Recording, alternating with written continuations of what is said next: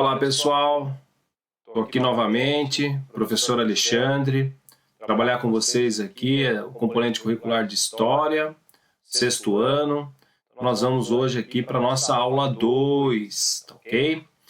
Então, para a gente começar essa aula 2 aqui, trouxe para vocês a unidade temática, então vamos seguir aqui dentro dessa unidade temática, que é estudar a história, o tempo, espaço e formas de registro, tá? Então, continuando estudando aí sobre a história, o que é história, tá? Dentro dessa unidade temática.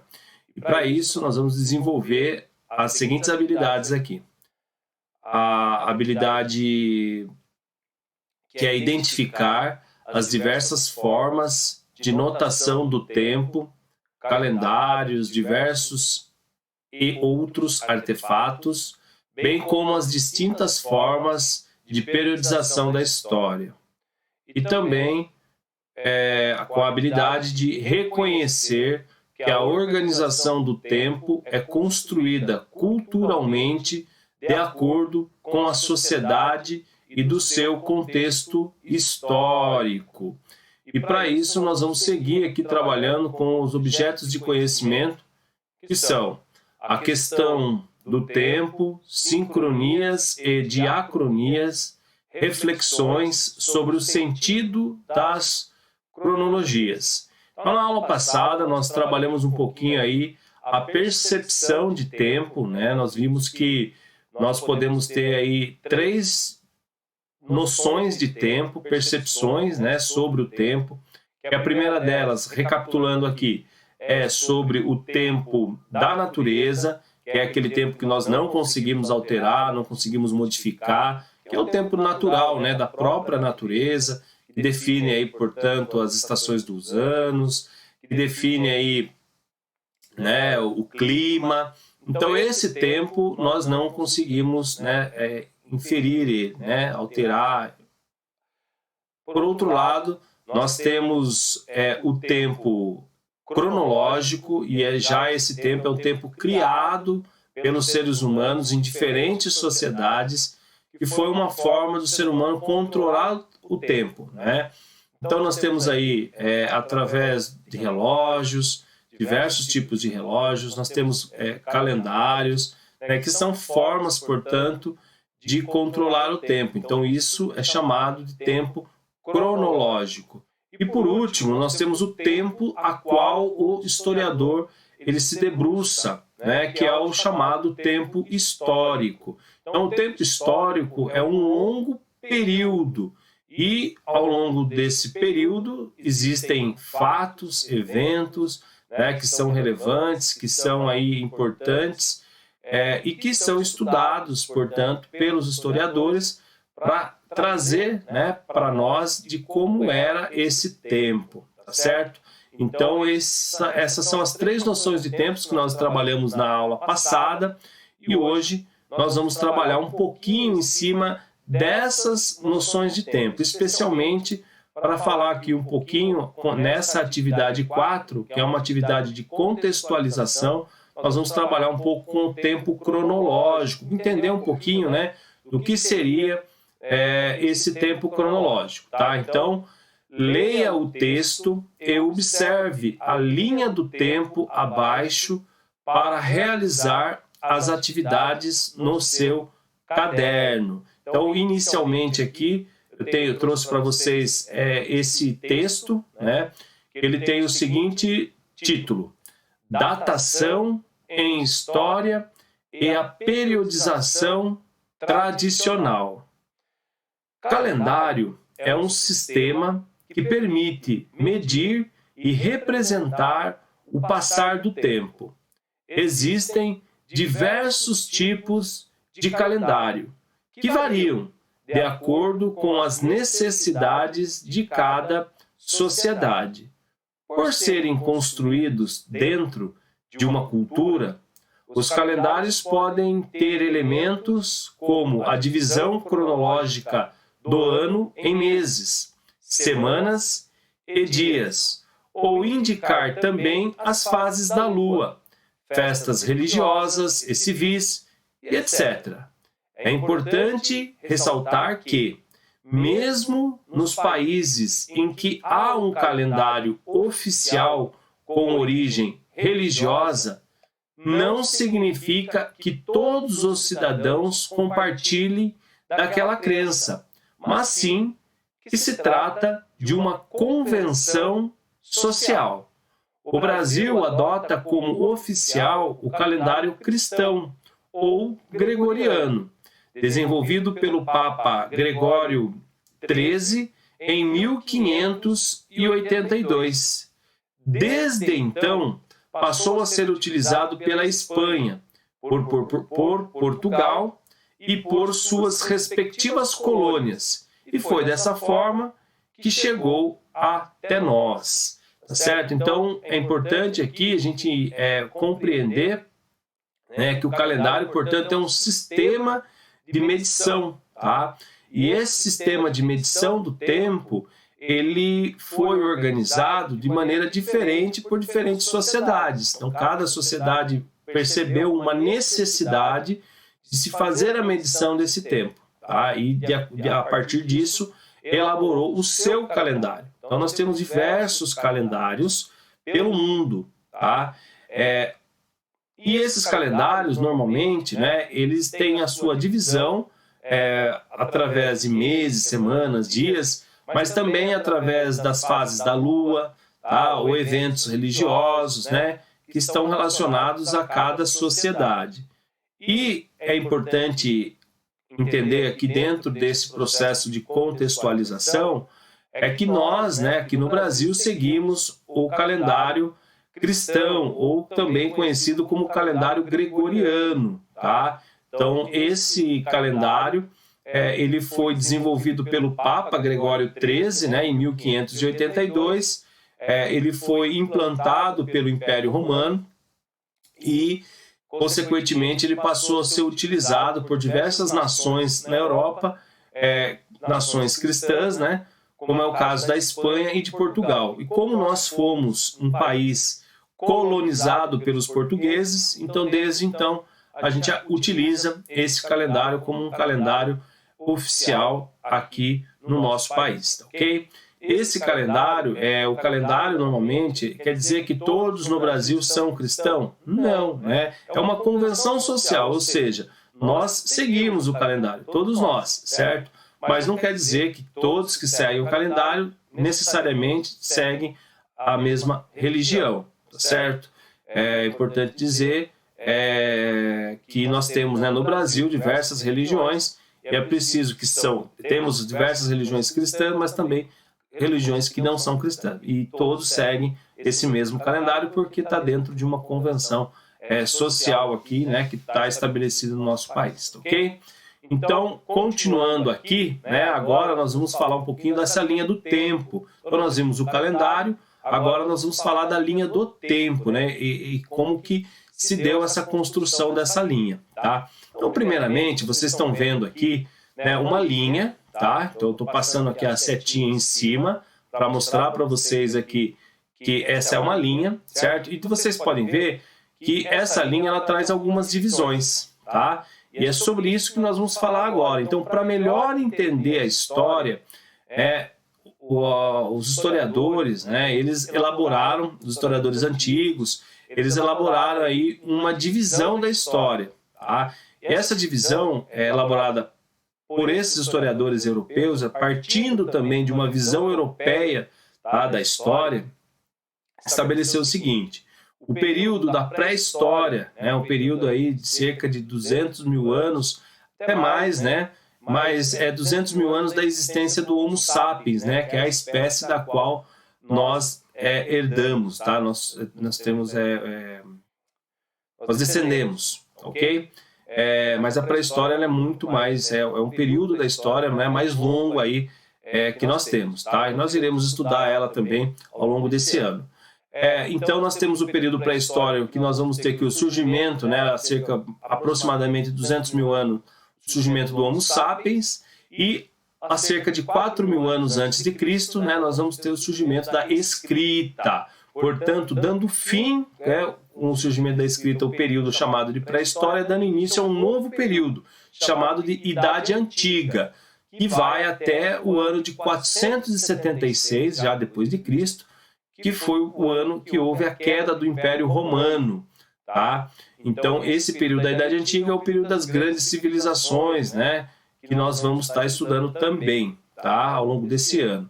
E, a partir de 476 aqui, vai iniciar um novo período histórico chamado de Idade Média, tá? Esse período aqui é o período chamado o período medieval, né? Dos castelos medievais, dos servos, dos senhores feudais, né? Da poderio da igreja. Então, nós vamos também estudar esse período. E esse período da Idade Média vai até o ano de 1453, com a queda de Constantinopla pelos turcos otomanos, tá ok? Então, quando a cidade de Constantinopla, ela teve sua queda, dá início, portanto, a um novo período chamado de Idade Moderna, pondo fim à Idade Média e dando início à Idade Moderna, tá? Que vai até o ano de 1789, com a Revolução Francesa, que põe fim, portanto, o período da Idade Moderna, que é o período do surgimento aí do poderio, né, absoluto dos reis, também do movimento iluminista, né? Então, nós vamos ter que dar o início à Revolução Industrial, então o período que dá início aqui nessa fase, né, da linha do tempo aqui, chamada de Idade Moderna. E em 1789 nós vamos ter, portanto, o fim da Idade Moderna e o início da Idade Contemporânea, que vai até os dias de hoje, aqui contemporâneo, que é atual, tá? Que faz parte até os dias de hoje. Bom, aí vocês têm uma atividade aqui, tá? Que eu vou explicar essa atividade para vocês, que ela diz o seguinte: crie uma linha do tempo ilustrada da sua vida, conforme as instruções que se seguem. Então vamos lá. As instruções para a criação da linha do tempo de sua vida. Primeiro, utilize seu caderno de desenho ou uma folha sulfite para a realização da atividade. Segundo, inicie sua linha do tempo na data de seu nascimento. Terceiro, a última data que você irá colocar em sua linha do tempo é a data de hoje. Quarto, entre o dia de seu nascimento até o dia de hoje, coloque o máximo de acontecimentos marcantes que você conseguir se lembrar. Assim, a sua linha do tempo ficará bastante completa. Beleza, gente? Então, seguindo essas instruções aqui, tá? Vocês vão elaborar uma linha do tempo da sua vida. Beleza? Então, a letra B aqui já diz o seguinte: a divisão histórica mais utilizada no Ocidente é o quadripartismo europeu, que consiste na divisão do tempo histórico em 4 partes: antiga, média, moderna e contemporânea. Essa divisão da história, somada à noção de linearidade proveniente da concepção de tempo judaico-cristã, é muito criticada pelos historiadores na atualidade. Então, aquela linha do tempo que eu acabei de explicar aqui para vocês, né, essa linha do tempo aqui, tá certo? Conforme eu já tinha comentado com vocês, ela foi criada a partir de uma visão europeia, né, da história. Então, essa divisão da história, tá, que é uma noção de linearidade, certo? Ela é muito criticada por vários historiadores atualmente hoje, tá? Então, o que vocês vão fazer? Vocês vão pesquisar, tá? Pode ser em livros didáticos, na internet ou entre outros recursos, as razões dessa divisão aqui ser criticada. Então, quais as razões dos historiadores hoje, da atualidade, criticar, né, essa linha do tempo tradicional aqui, tá ok? Então, dando continuidade aqui, nós vamos agora fazer a atividade 5, que é uma atividade de análise de fontes. Ela diz o seguinte: de acordo com o que você vem aprendendo até aqui, é possível perceber que tudo o que temos atualmente foi construído ao longo do tempo pela humanidade. Com o calendário não seria diferente, já que foram criados de acordo com as necessidades de cada sociedade, podendo se apresentar de forma cíclica ou linear. Com base nas pesquisas e leituras feitas até aqui, analise as imagens abaixo e, em sequência, realize as atividades no seu caderno. Tá? Então, lembram lá, no começo da aula, quando eu comentei com vocês que os calendários eles foram elaborados de acordo com as necessidades de cada sociedade, certo? Então, nós tivemos aí sociedades que criaram o seu calendário de forma cíclica. O que é de forma cíclica? É que nem um círculo, tá? Então, você tem um início, os acontecimentos eles vão se desenvolvendo e eles retornam para o mesmo ponto, tá certo? Então, ele é um círculo, né? É cíclico, tá legal? E linear que é o formato de uma linha, né? Os eventos, os acontecimentos, eles vão ocorrendo e vão se desenrolando ali, e cada evento diferente do outro, podendo até se repetir em determinados momentos, tá ok? Então, vamos entender melhor a partir dessas fontes aqui. Então, a atividade aqui, só voltando um pouquinho, é para você analisar as imagens abaixo, tá? E realizar as atividades no caderno. Então, vamos lá. Então, olhando essa fonte 1 aqui, nós temos um calendário asteca, do povo asteca. Pode ver que é um calendário bem diferente do que nós conhecemos, tá?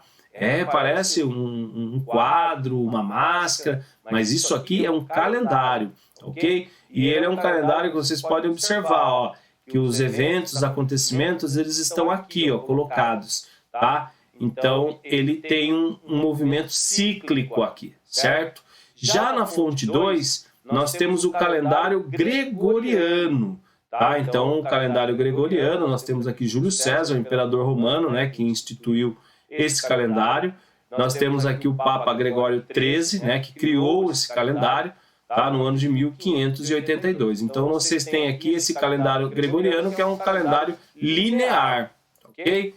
Então, agora você vai desenvolver as atividades. A primeira atividade aqui é de uma análise, né? Então, após a análise realizada, registre no seu caderno as diferenças existentes entre as imagens. Em sequência, aponte qual imagem representa o calendário cíclico e qual representa o linear. Não se esqueça de justificar a sua resposta, beleza? Então, você vai analisar aqueles dois calendários e registrar aí as diferenças existentes entre eles e apontar, né, qual deles representa o calendário cíclico e qual o calendário linear, tá? E já na atividade B, aqui é uma atividade que você requer uma pesquisa que você faça, uma pesquisa bem rápida para você responder, que diz o seguinte: em seu caderno, pesquise sobre 3 diferentes calendários. Então, o calendário chinês, o calendário muçulmano e o calendário japonês. Registre com imagens recortadas ou desenhadas estes calendários e, embaixo de cada um, coloque uma breve descrição sobre eles. Tá? Então, você vai pesquisar o calendário chinês, o calendário muçulmano e o calendário japonês, né? Então, são 3 tipos de calendário diferentes, tá? Elaborados por sociedades, por povos diferentes aqui. Então, você vai pegar, vai registrar com imagens ou até com desenho esses 3 calendários e vai fazer, abaixo disso, uma breve descrição, falar rapidamente sobre esses calendários, tá ok? Então, dando sequência aqui, nós temos uma outra atividade agora, que é a atividade de contextualização. Então, vocês têm a imagem aqui, né, de um relógio de algarismo romano. Quem já não viu, né, relógios com os algarismos romanos aqui, né, já se deparou com desse, tá, em algum lugar, alguma circunstância. Saber ler as horas, sabe ler as horas com esses algarismos? Então, você sabe ler as horas com esse daqui? Tá? Se você sabe, parabéns. Se você não sabe, vamos lá então conhecer um pouquinho desses algarismos romanos. Tá? Então, os historiadores utilizam algarismos romanos para representar os séculos. Para compreendermos melhor essas representações, observe as tabelas abaixo. Então, nós temos aqui, né, os romanos, né, foi criado por os romanos esses algarismos, e nós temos aqui esses algarismos romanos aqui. Então, esse algarismo aqui, que parece a letra I, né, representa 1. Então, se eu colocar 2 vezes ele, é 2. Se eu colocar 3 vezes ele, é 3. mas eu não posso repetir esse número. Tá? Aliás, eu posso repetir esse algarismo 3 vezes, eu não posso repetir mais que 3 vezes. Por isso, tá? Que daí eu vou ter que usar o algarismo V aqui para nós, né? Mas em romano ele significa 5. E aí eu colocando o algarismo 1 aqui, ó, ao lado do algarismo, lado esquerdo do algarismo 5, ou seja, eu estou tirando 1 de 5, então ele vai ser 4.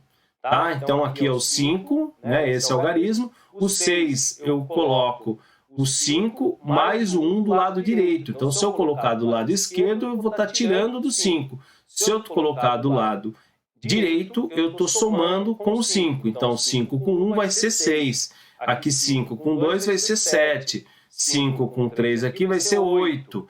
E como eu não posso repetir, né, para fazer o 9 aqui, mais um aqui, que já foi repetido 3 vezes, então eu preciso conhecer o 10. O 10 é esse algarismo que representa o x para nós, tá ok? Então eu faço aqui, ó, o 10, e se eu colocar 1 ao lado do 10, vai ficar, portanto, 9. Ok? Do lado esquerdo, né? Vai ficar 9. E aqui é o 10. E assim segue com todos os outros algarismos aqui, tá ok? Mas a gente utiliza mais esses aqui. Esse aqui é importante você memorizar, tá? O 1, o 5 e o 10. Bom, e aí uma dica aqui para vocês é como datar os séculos em algarismos romanos. Então, para identificarmos um século a partir de uma data qualquer, podemos utilizar operações simples de matemática. Observe os 2 exemplos abaixo. Então, nós temos aqui o exemplo 1. Então, se o ano terminar em 2 zeros, o século corresponderá ao primeiro algarismo à esquerda desses zeros. Então, por exemplo, aqui, ó, o ano 300. Então, é século 3. Então, ó, terminou em 2 zeros o século aqui. Terminou o ano 300? Portanto, eu repito esse número aqui. Então, aqui é o século 3.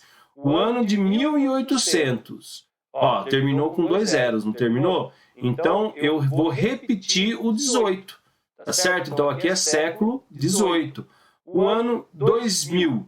Então, nós temos aqui, ó, terminou com 2 zeros, não terminou no final? Então, eu vou repetir o 20. Então, o século 20 aqui. Então, essa é uma regrinha bem simples, né? Mas é importante aí a gente usar ela para poder conseguir, né?